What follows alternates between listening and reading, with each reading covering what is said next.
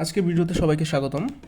আজকে আমি আপনাদের মাঝে 47তম বিসিএসের কিছু ম্যাথ সলভ করতে যাচ্ছি। দেখুন, প্রথম ম্যাথটির মধ্যে এখানে 0.6-এর উপরে একটু ফুটো দেওয়া আছে এবং 0.9-এর উপরে। এই ফুটো দেওয়ার মানে হলো পুনর্পুনিত হওয়া, মানে এই সংখ্যাটা বারবার যেটা ফিরে আসছে। তাহলে আমরা যদি ভাগ করি 0.6, এই ফুটো দেওয়া মানে হলো 666 এরকম যেতে থাকবে, এবং 0.9, এরপর 999 এরকম যেতে থাকবে। এই সংখ্যাকে আমরা যদি 0.3 দিয়ে ভাগ করে দিই তাহলে সংখ্যাটা এরকম দাঁড়ায় 2/3। আর জেনারেলি 2/3 যদি আমরা ভাগ করি তাহলে এরকম একটা অ্যান্সার আসবে 0.666, যেটা যেতেই থাকবে। তাহলে আমরা এটাকে লিখতে পারি 0.6-এর উপর একটু ফুটো দিয়ে। এটা অ্যান্সার ক। পরবর্তী কোশ্চেনটা দেখুন, এখানে বলা হয়েছে যদি কোনো বর্গক্ষেত্রের প্রত্যেকটি বাহুর পরিমাণ 10% বৃদ্ধি করা হয় তবে তার ক্ষেত্রফল শতকরা কত পার্সেন্ট বৃদ্ধি পাবে। আমরা জানি বর্গক্ষেত্রের ক্ষেত্রফলের সূত্র কি, এ স্কোয়ার। তাহলে যদি আমার এর পরিমাণ 10% বৃদ্ধি করা হয় তাহলে এ হবে 1.1 এ। তখন একে যদি স্কোয়ার করি, স্কোয়ারের মান আসবে 1.021 এ। তাহলে এটা আগের ক্ষেত্রফল ছিল এ স্কোয়ার, পরবর্তী ক্ষেত্রফল হবে 1.21 স্কোয়ার। তাহলে আমাদের ক্ষেত্রফলের মান বৃদ্ধি পেয়েছে 0.21, মানে 0.21কে যদি আমরা পার্সেন্ট নেই 21% হয়ে দাঁড়াচ্ছে। পরবর্তী ম্যাথটি দেখুন, modulus of x minus 5 less than 2, x equivalent and অসমতাটির সমাধান সেটটি নির্ণয় করুন। তাহলে এখানে দেখুন, এক্সের এমন একটি মান হবে যার থেকে 5 মাইনাস করলে মডুলাস অফ মানটা 2-এর থেকে কম হবে।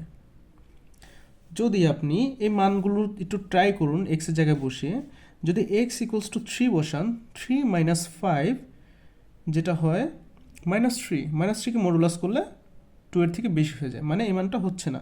তাহলে আপনার 3 যেখানে যেখানে থাকবে সেই মানগুলো বাদ।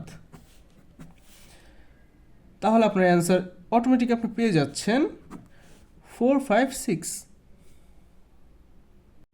পরবর্তী ম্যাথটি দেখুন, 5x cube minus 2x square plus x plus K equals to 0, এই মানটির একটি উৎপাদক x মাইনাস 3 হয়, তাহলে কে এর মান কত? আমরা জানি x মাইনাস 3 যদি এর একটি উৎপাদক হয় তাহলে x মাইনাস 3 ইকুয়ালস টু 0 হবে। তাহলে x এর একটি মান হবে 3। এখন এই x এর মানটা আপনি এখানে x এর জায়গায় বসালে আপনি পাবেন কত?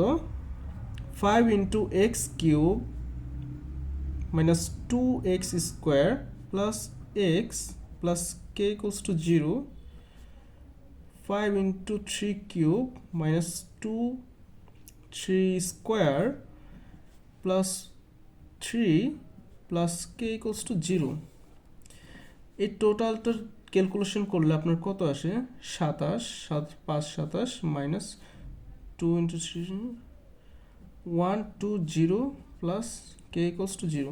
তাহলে আপনার কে এর মান আসতেছে -120। এটা অ্যান্সার। তারপরে দেখুন পরের ম্যাথটা, নিচের সিরিজের ফাঁকা স্থানে কোন মানটি বসবে? 81, ফাঁকা ঘর 9, 3, 0। আপনি একটি হিসেব লক্ষ্য করুন, এখানে যে একটি ধারা এখানে আসছে, 3-র পাওয়ার যদি 0 বসান তাহলে 1 আসতেছে, 3-র পাওয়ার যদি 1 বসান 3 আসতেছে, 3-র পাওয়ার যদি 2 বসান তাহলে 9 আসতেছে। তারপর ফাঁকা মান 3-র পাওয়ার যদি 3 বসান তাহলে 3-র পাওয়ার যদি 4 বসান তাহলে 81 আসতেছে। তাহলে 3-র পাওয়ার যদি 3 বসান তাহলে ফাঁকা স্থানে মানটা পাবেন। 3 পাওয়ার 3-র মান হলো 27, তাহলে অ্যান্সার হবে খ 27। পরবর্তী ম্যাথটি দেখুন, log x 324 ইকুয়ালস টু 4, তাহলে x এর মান কত? আপনি যদি x এর মান বের করতে যান এক্ষেত্রে x ইকুয়ালস টু যে এই মানটা থাকবে, এই মানটা হবে √4 এর ভেতরের মানটা ইকুয়ালস টু 4টা চলে আসবে রুটের উপরে, আর এই 325 মানটা আসবে রুটের ভেতরে, ইকুয়ালস টু, দেখুন এটাকে লেখা যায় ইকুয়ালস টু 3টার সামনে চলে যাবে 4, 4-এ কাটা চলে যাবে 3√2 স্কোয়ারে একটি 2 কাটা যাবে এবং রুটটা রয়ে যাবে, তাহলে অ্যান্সার হবে এটা। পরবর্তী ম্যাথটি দেখুন, একটি বৃত্তস্থ বর্গের প্রত্যেক বাহুর দৈর্ঘ্য 2 সেমি হলে ওই বৃত্তের ক্ষেত্রফল কত? ধরুন আপনি একটি বৃত্ত আঁকলেন, বৃত্তস্থ বর্গ,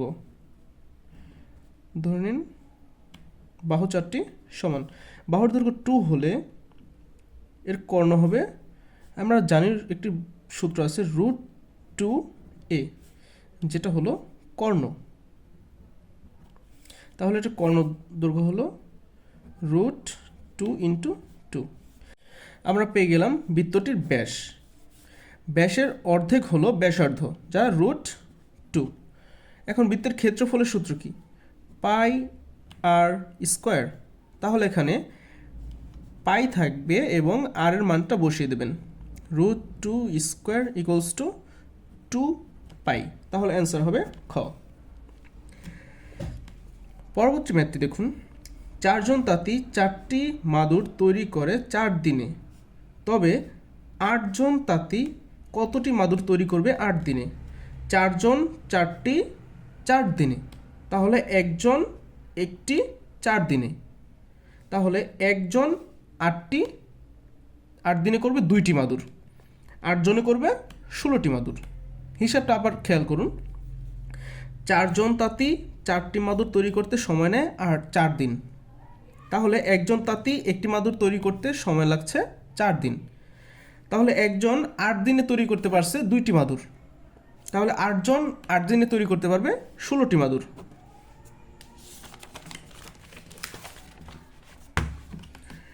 পরবর্তী ম্যাথটি দেখুন, 0.00 থেকে 33 বিন্দুগামী সরলরেখার সমীকরণ কোনটি হবে? সরলরেখার সমীকরণের সূত্রটা হলো x - x1 / x1 - x2 = y - y1 / y1 - y2। কিন্তু এখানে আপনি একটি শর্টকাট ট্রিক্স ইউজ করতে পারবেন, যে কোনো সূত্রের ক্ষেত্রেই, যে কোনো সরলরেখার ক্ষেত্রে যদি দুটি স্থানাঙ্কর মধ্যে একটি 0,0 হয় এবং পরবর্তী দুটির x এবং y সমান হয়, তাহলে এটার সরলরেখার সমীকরণ হবে x = y।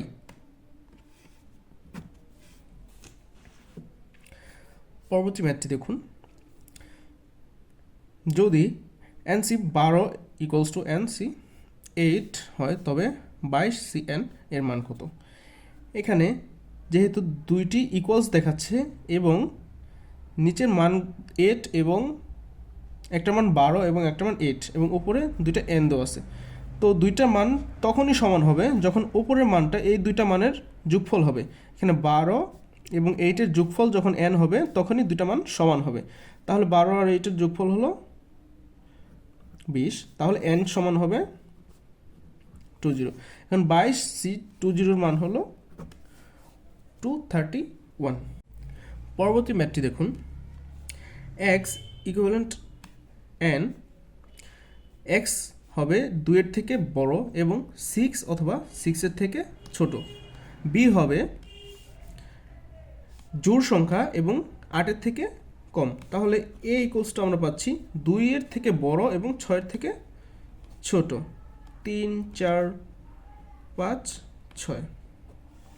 আর b আমরা পাচ্ছি জোড় হবে এবং 8-এর থেকে ছোট হবে অথবা 8 হবে, 2, 4, 6, 8। তাহলে এখন a এবং b এর মিল যে মানগুলো আছে সেই মানগুলো হবে a ইন্টারসেক্ট b, কত আছে মিল? 4 আছে মিল এবং 6 আছে মিল, তাহলে a ইন্টারসেক্ট b হবে 4,6। অ্যান্সার কোনটা হবে? 4,6। পরবর্তী ম্যাথটি দেখুন, একটি ব্যাগে 2টি লাল, 3টি সবুজ এবং 2টি নীল বল আছে। যদি দৈবিকভাবে 2টি বল নেওয়া হয় তাহলে 2টি বলের কোনোটি নীল না হওয়ার সম্ভাবনা কত? যেহেতু 2টি বল নেবে, আপনি যদি একটি বল নেন প্রথমে, তাহলে আপনার ওই বলটি না পড়ার সম্ভাবনা কত? ওই মোট বল সংখ্যা এবং ওই বল বাদে যে কটা বল আছে তার সংখ্যা। যেহেতু 2টি নীল বল আর বাকি থাকে কটি বল, 5টি বল, ইনটু যেহেতু 2টি বল নিয়েছেন, বাকি বল থাকে কয়টা টোটাল, প্রথমে যদি একটি বল নিয়ে নিন বাকি বল থাকবে 6টা, আর নীল বল বাদে বাকি বল থাকবে কয়টা, 4টা। তাহলে দেখুন 6 আর 4 কাটা গিয়ে এখানে কত হবে, 2, নিচে 3, 3 ইন্টু 7 ইকুয়ালস 21 এবং 5 ইন্টু 2, 10। তাহলে অ্যান্সার হবে 10/21। এর পরবর্তী ম্যাথটি দেখুন, প্রদত্ত একটি বড় ত্রিভুজের মধ্যে মানে কতটি ছোট ছোট ত্রিভুজ হচ্ছে সেটা নিয়ে। প্রথমে যদি আপনি এক ঘর নিয়ে চিন্তা করেন, 1 2 3 4 5 6, 6টা। তারপর আপনি 2 ঘর নিয়ে চিন্তা করুন, 1 2 1 2 3, তাহলে 6টা যোগ 3টা।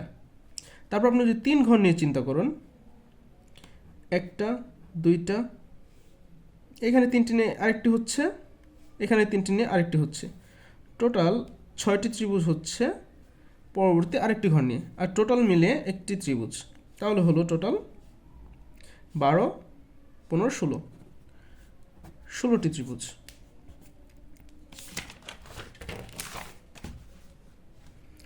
পরবর্তী ম্যাথটি দেখুন, এখানে আছে 18 12 20 আর নিচে 5, 16 14 30, নিচে আছে 6, 45 18 27 আর নিচে কত হবে সেটা আপনাকে বের করতে হবে।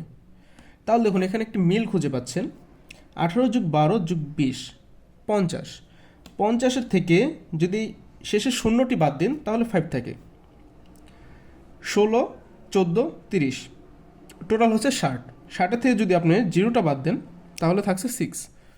তাহলে এখানেও সেমভাবে হবে 18 আর হলো 27 যোগ করলে হচ্ছে 45, 45 আর হলো 45, তাহলে কত হচ্ছে 90, 90 থেকে আপনি 0টা বাদে শুধু 9 লিখবেন, তাহলে অ্যান্সার হবে 9। নিচের ছবিগুলো দেখতে বলছে এবং কোশ্চেন বোধক চিহ্নতে কোন চিহ্নটা হবে সেটা আপনাকে বের করতে হবে। দেখুন এটা আছে বাম দিকে আর বরাবরের কোণা দিকে, এবং সামনে আছে পেছনে আছে, তাহলে পরবর্তীটা কি হবে, এখানে সামনে আছে, সামনেরটা তো আছেই, আরেকটা তো আর হবে না, এটা বামে আছে বামেরটা হবে না, আর এটা উপরের নিচে কোনো আপনার মিল দেখাচ্ছে না এখানে, যেহেতু এই রিলেটেড কোনো চিহ্ন নেই, সামনের দিকে আছে পেছনের দিকে আছে, আর ডানের এবং সামনের কোনাকুনি থাকবে, আরেকটি চিহ্ন আপনার এখানে অ্যাডজাস্ট করা হয়েছে ডান দিকে কোনাকুনি। হ্যাঁ, তাহলে অ্যান্সার হবে সি 3, যেটা গ। পরবর্তী যে ম্যাথটা কোশ্চেন মার্ক করা, এখানে কোন মানটা বসবে সেটা আপনাকে বের করতে বলছে। এখানে আপনি এইভাবে ট্রাই করবেন, যোগ করে বিয়োগ করে গুণ করে, বা কীভাবে আপনার মিল হচ্ছে একটার সাথে আরেকটা, কোনো না কোনো একটা সম্পর্ক থাকবে।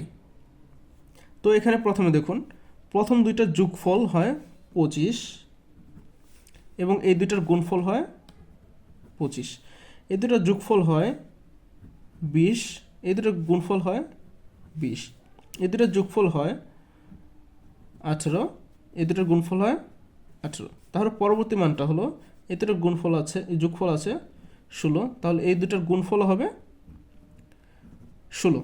তাহলে 4-এর সাথে কোন মান গুণ করলে 16 পাচ্ছেন, 4, তাহলে অ্যান্সার হবে ক।